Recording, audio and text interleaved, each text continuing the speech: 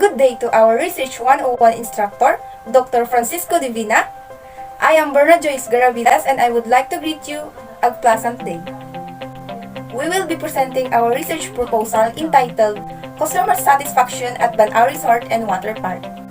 Before I proceed, I would like to introduce you the other researchers responsible in the study. Together with Ms. Jelly May Alibang and Ms. Jaya May Dalida. This video presentation includes the discussion of the title, introduction of the study, objective of the study, methodology, such as research design, population and sampling, data gathering instrument, as well as statistical treatment of data, and last but not the least, the acknowledgement. Now, without further ado, let's begin. So, our research entitled Customer Satisfaction at Bhernz Resort and Water Park. Going forward, let's proceed to the introduction of the study. To start off, let's first identify what tourism actually means. So basically, in this changing economy, tourism industry is one of the world's major industries. It comprises of diverse activities. Tourism is traveling for predominantly recreational or leisure purposes or the provision of service to support this leisure travel. The growth of the service industries has created a demand for research into their operations and marketing. Tourism is one of the economic factors for development and poverty reduction. This is because tourism has a great multiplier effect that is able to catalyze growth in all sectors of the economy. It therefore has a positive impact on the local economy due to the demand that it creates for employment, food supplies, and other consumables. It also has a multifaceted axis and therefore its economic dimension derives inputs from the social, cultural, and environmental aspects.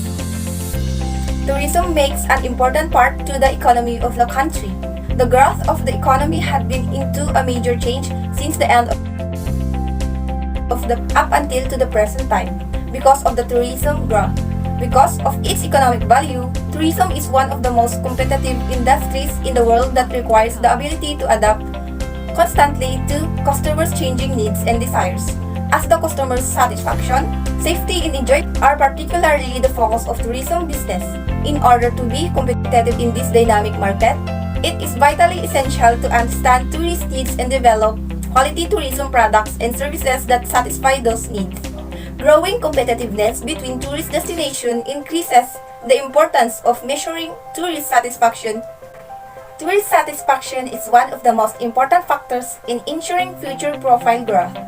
Many organizations now consider tourist satisfaction to be an important criterion for assessing the quality of their work. Customer satisfaction is achieved by designing appropriate practices to ensure that the services provided meet the customer satisfactions. Customers or tourists who visit a particular spot may find the place interesting if a specific characteristic of the place will give them satisfaction for a particular need or want. Customer or tourist satisfaction must then be given immense importance for the attraction to be a successful tourist spot and must be given great attention because customer or tourists who find not worth the experience may find other tourist places to visit. Therefore, facilities and services rendered in a place must be always looked upon. Relative to this, resort is one of the service industries which benefit from tourism. It includes pools, beaches, islands, and many more. As a customer or tourist, resort is one of the top destinations where everybody can escape, enchant, and explore in this region. Many tourists or customers came from different countries including Philippines to be relaxed while enjoying. Moreover, Bhernz Resort and Water Park is an ideal destination for all sorts of group getaways. It has a kind of facilities and services that can cater tourists' every desire with its towering slides, wide spaces, and clean and large swimming pools. It awaits tourists or customers to relax and unwind, simply pampers them with a complete vacation and wholesome adventure.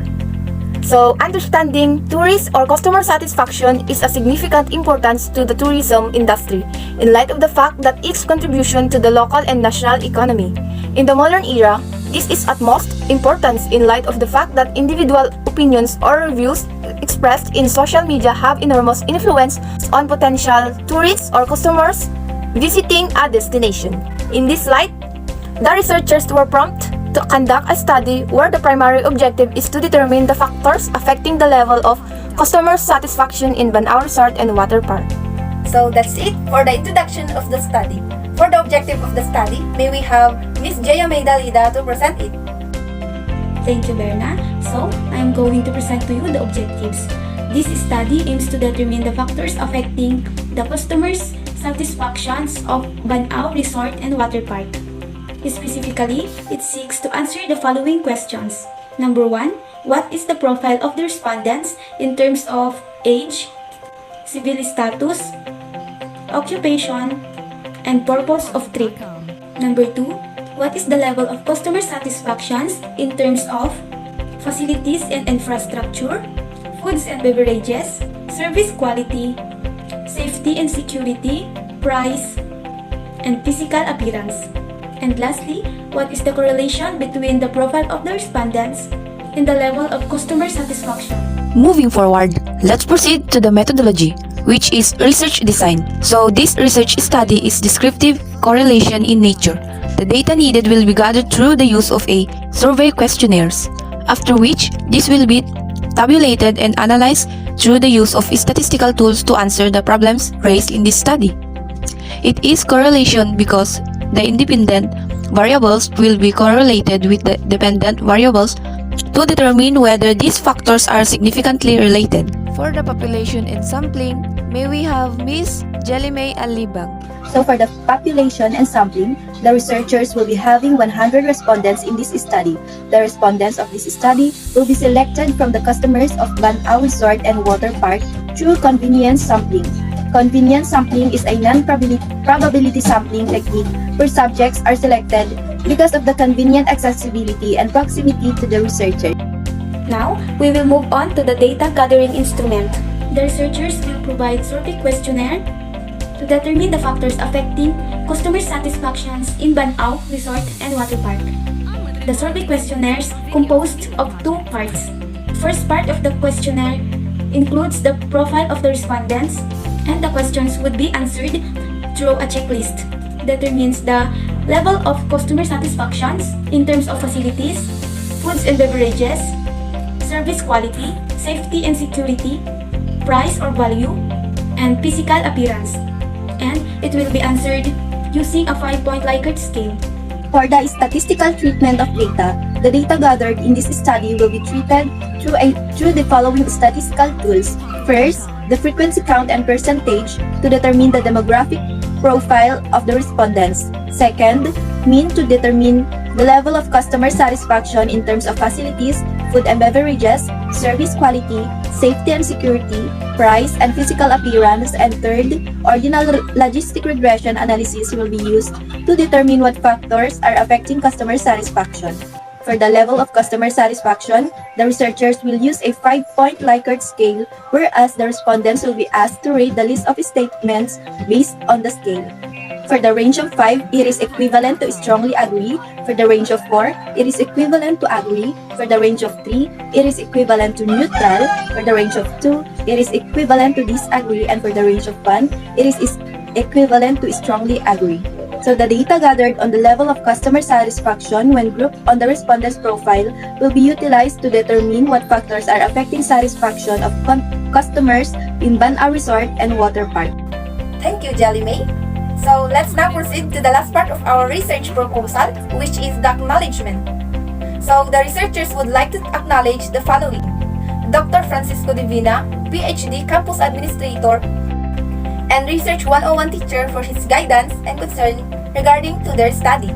Dr. Juana Mariti Guarin, Dean of the College of Business Management and Entrepreneurship, for her patience and support to the researchers. Mrs. Renalyn Ramos, who exerted much effort in assisting the researchers, and her immeasurable sacrifices in sharing her vast knowledge about the every parts of the research.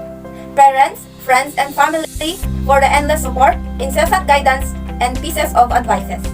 And to our Almighty God for His great help, incessant guidance, numerous blessings, heavenly knowledge, and wisdom that He gave to the research. And that's the end of our research proposal video presentation. Again, we the researchers greeting you a nice day and God bless us all. Thank you for listening.